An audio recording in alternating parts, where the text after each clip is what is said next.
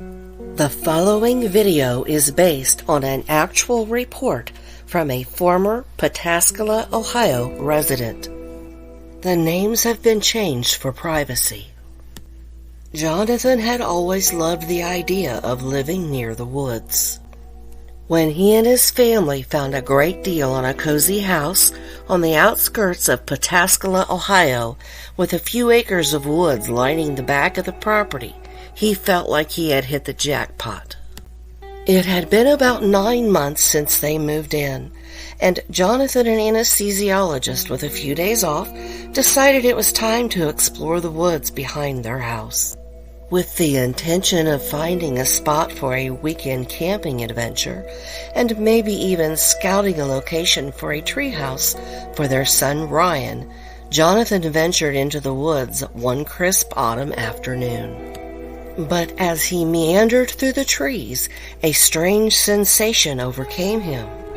Dizziness washed over him like a sudden wave, and he stumbled leaning against a sturdy tree for support. The wind picked up, and there was a chill in the air despite the fall temperature being in the 60s. After a few minutes, the dizziness passed, and he resumed his exploration, albeit cautiously. In the distance, he spotted a couple of dilapidated houses, their crumbling structures a stark contrast to the foliage surrounding them. Deciding it wasn't a suitable spot for camping, he veered left away from the decaying buildings. Again, the wind whipped around him, and the dizziness returned, accompanied by the unmistakable sound of footsteps. He said his heart raced as he scanned his surroundings, spotting a figure not far off. It appeared to be a woman, but something about her was off, her features distorted. Unease settled in Jonathan's stomach as he attempted to communicate with her, but she remained silent. Sensing danger, Jonathan turned to retreat, only to come face to face with a creature unlike anything he had ever seen. Tall and thin, the creature was covered in black fur, its eyes a menacing shade of red.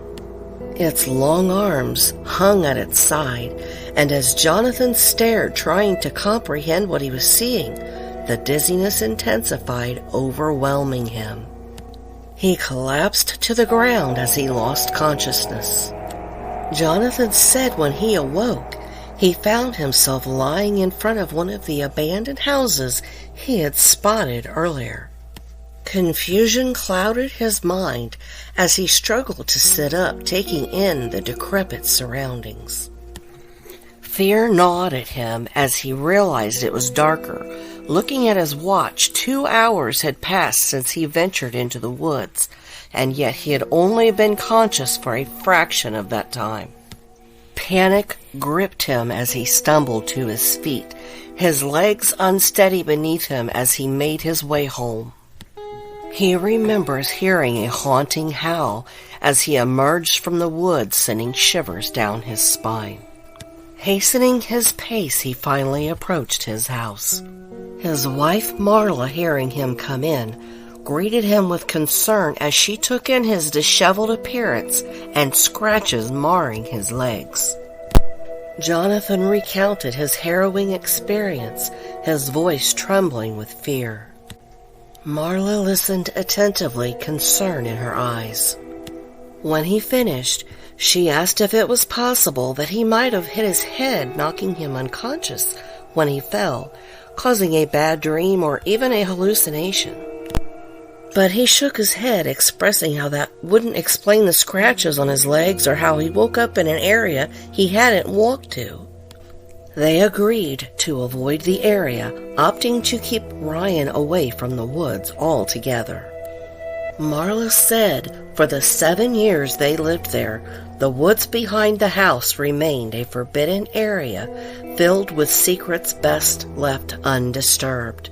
And as the season changed and life carried on, the memory of that fateful day faded into the recesses of their minds, but not something they'll soon forget. We thank you for watching and hope you enjoyed the video. Please remember to like and subscribe as there's much more to come.